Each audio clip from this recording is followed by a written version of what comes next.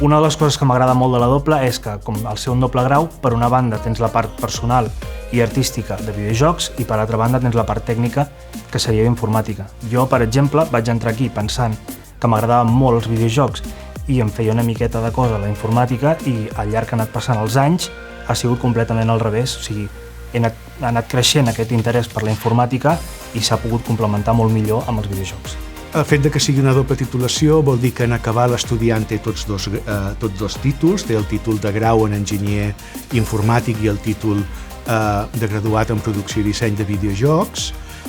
Tecnocampus té un model docent que busca aquesta proximitat entre el docent i l'estudiant, per la qual cosa l'estudiant podrà venir aquí i sentir-se còmode amb els estudis que realitza. A més, Tecnocampus és un parc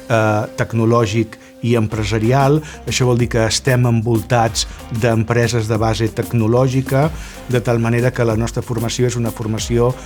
sempre actualitzada i actualitzada en base a allò que realment la indústria i la indústria propera ens demana. Hi ha una assignatura molt interessant, al tercer trimestre, al tercer i quart, que fem projectes. Aquests projectes volen dir crear un videojoc des de zero amb altres companys de videojocs i de la doble. A més, després, quan tots els projectes s'han acabat, es fa una gala de premis en què s'atorguen premis i inclús ve gent de la indústria a veure qui ha reclutat talent. A la part d'informàtica també hi ha algunes assignatures que estan molt orientades a projectes i tot el que has adquirit de coneixements durant tot aquest any ho pots aplicar i materialitzar-ho d'alguna manera. L'estudiant pot fer pràctiques, pot optar a les pràctiques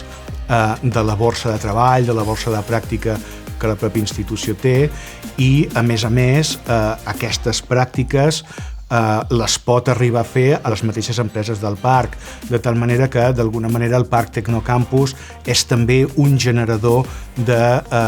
d'ofertes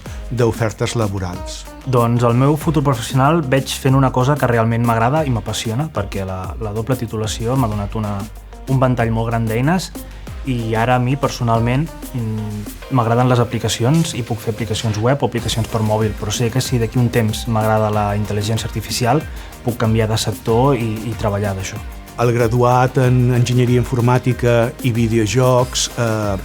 té moltíssimes sortides professionals al seu abast perquè compta amb totes les sortides professionals del món de la informàtica. Pensem que avui per avui la informàtica forma part de la nostra infraestructura social i trobarem productes informàtics darrere de qualsevol activitat quotidiana. I pel que fa a la indústria dels videojocs, aquesta és una indústria que en aquest moment és molt activa, és econòmicament una indústria molt potent, que té moltes demandes també de professionals. Per tant, amb aquesta formació d'ampli espectre, garantim que l'estudiant es podrà inserir en qualsevol dels rols que en aquest moment són demandats. El meu consell per futurs estudiants seria que abans d'entrar al grau s'ho pensessin molt bé perquè és una carrera difícil en què no només t'han d'agradar els videojocs i la informàtica, perquè fer videojocs no és el mateix que jugar-los, i has de venir moltes hores a la universitat i estudiar molt. D'altra banda, també coneixes moltíssima gent, cosa que et permet crear molts vincles i fer una vida universitària plena.